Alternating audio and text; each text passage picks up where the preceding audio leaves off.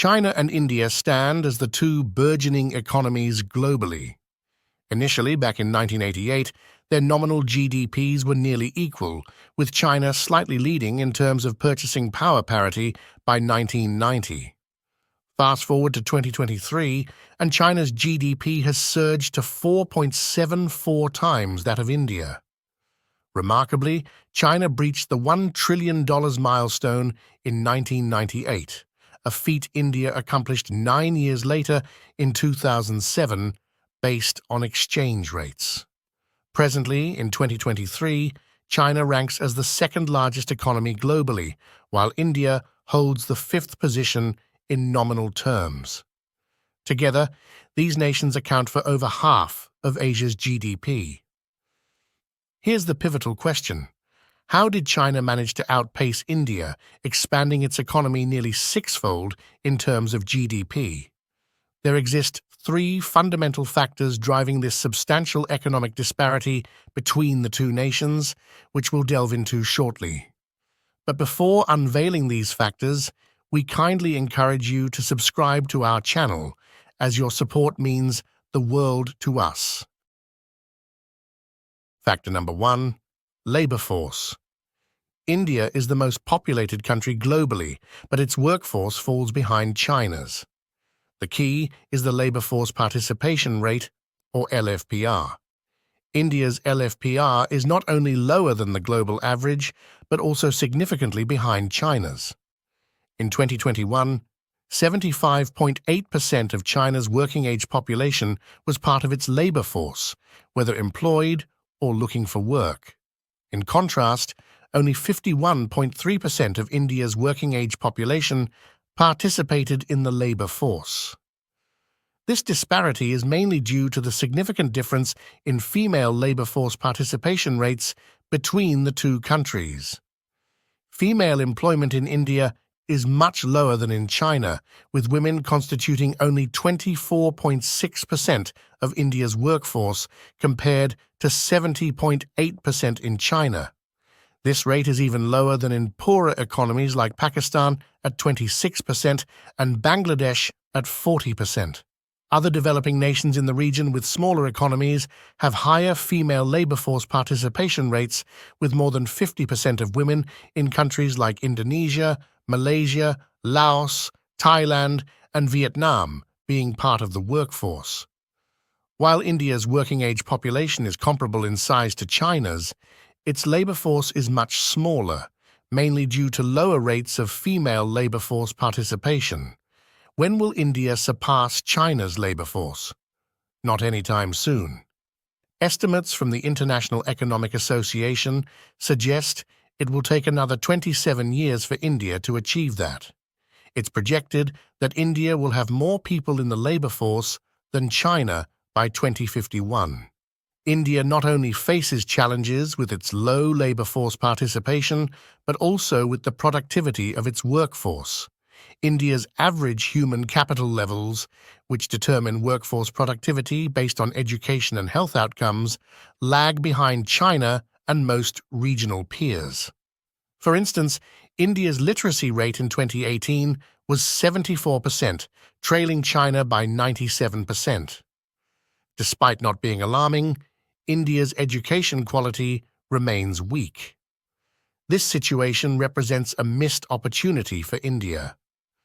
Without enough rewarding work for young people and women, a vast pool of talent will remain underutilized, and India's demographic dividend will remain more theoretical than practical. It's clear that while India will become the most populous country, it won't surpass China in terms of a larger and better educated labor force anytime soon. Factor number 2, infrastructure. One of the often overlooked factors contributing to China's economic progress in recent decades is its extensive road infrastructure. China's highway network has grown significantly, expanding from around 50,000 kilometers in 2000 to about 160,000 kilometers by the end of 2020. This means that within just 2 decades, China added highways totaling 20% more in length than the entire U.S. interstate highway system, comprising approximately 40% of the country's roads. Similarly, India also tripled its highway network during this time, but the quality and scale are not as impressive. Indian highways are often narrower, less well-maintained, and constitute only a small fraction of the overall road system in the country. On paper, India appears to have a better road infrastructure due to its longer cumulative road network of 5.9 million kilometers, surpassing China's 4.6 million kilometers but falling slightly short of the US at 6.7 million kilometers.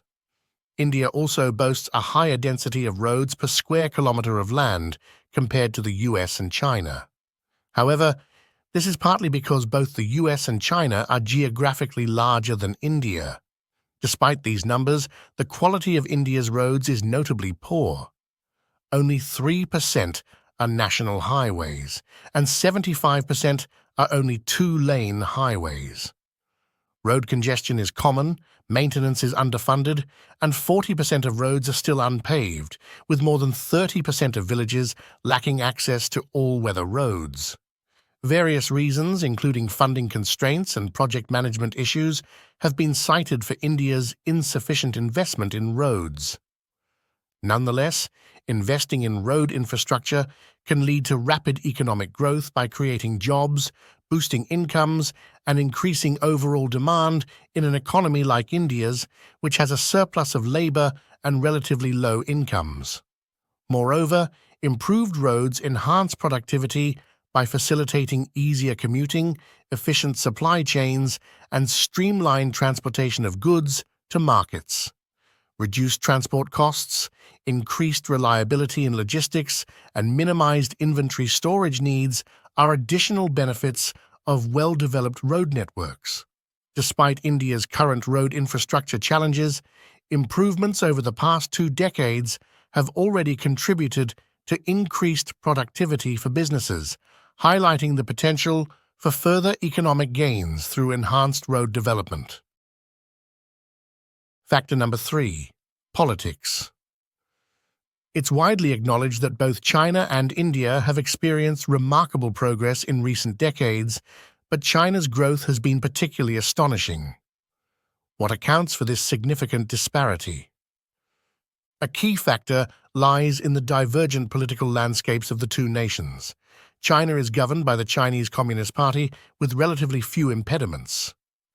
Once the government sets a course of action, there are minimal obstacles in its path. Take, for instance, the construction of the Three Gorges Dam, a colossal hydropower project that spanned over a decade.